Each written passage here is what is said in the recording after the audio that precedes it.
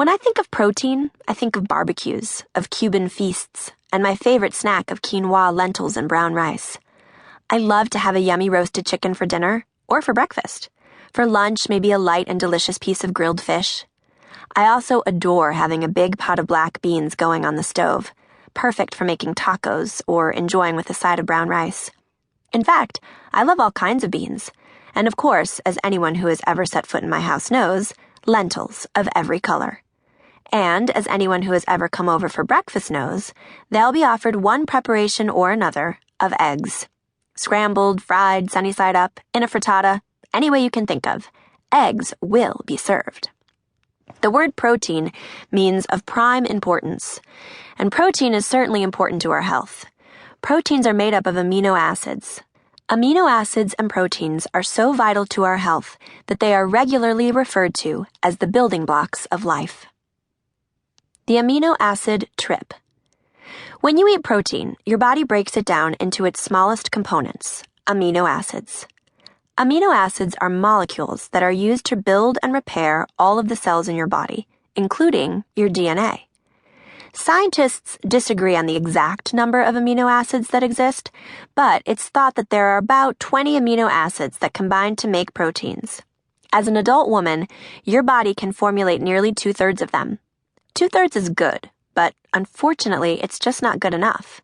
There are 8 amino acids that we must get from nutrition, and these are the essential amino acids. Every single day, each of these essential amino acids is required for your body to maintain your health. As we've discussed, when you eat carbs and fats, your body can store away some of the excess for later use, whether you like it or not. But protein is different.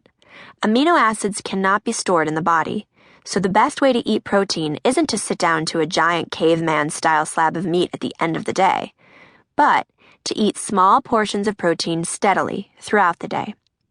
That way, the amino acids are always available for your body to use. How much is enough? When you hear people talking about nutrition, everyone's always talking about getting enough protein. What does enough look like? Protein should make up roughly 35% of your total daily calories, which means that 1/3 of your breakfast bowl, your lunchbox, and your dinner plate should be a healthy protein. Children, teens, and pregnant women need even more because protein supports growth and development. For the rest of us, eating enough protein will ensure that we can build and maintain our muscles and our bones, as well as the antibodies that keep us healthy, the hormones that affect our mood, and the enzymes that make digestion possible. Without protein, you wouldn't be able to go on a dinner date, fall in love, throw your arms around someone's neck, and feel your heart race as you kissed. The amount of protein each of us needs is a little bit different because our protein requirements are based on our body weight and our physical activity.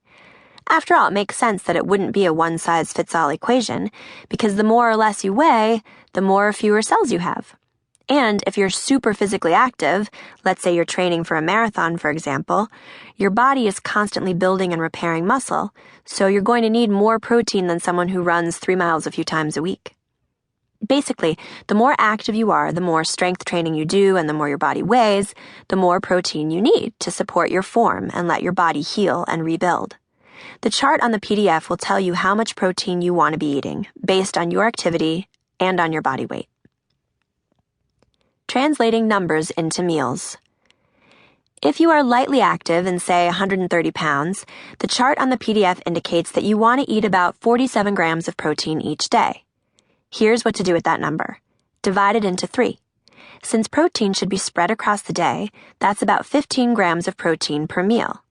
Here's an example of how you might satisfy your protein needs over the course of a day. If you have 2 egg whites and 1 yolk for breakfast, with half an ounce of grated cheese, that's about 15 grams of protein. If lunch is a salad that includes half a cup of chickpeas, half a cup of brown rice, kale, tomatoes, cucumbers, parsley, and lemon juice, you'll get about 11 grams of protein. A handful of almonds a few hours later as a snack adds 7 more grams, bringing you up to 33 grams by mid-afternoon. Fill your plate with 2 ounces of salmon and a spinach and lentil salad for dinner, and you're at about 47 grams. When I want to know exactly how much protein I'm getting,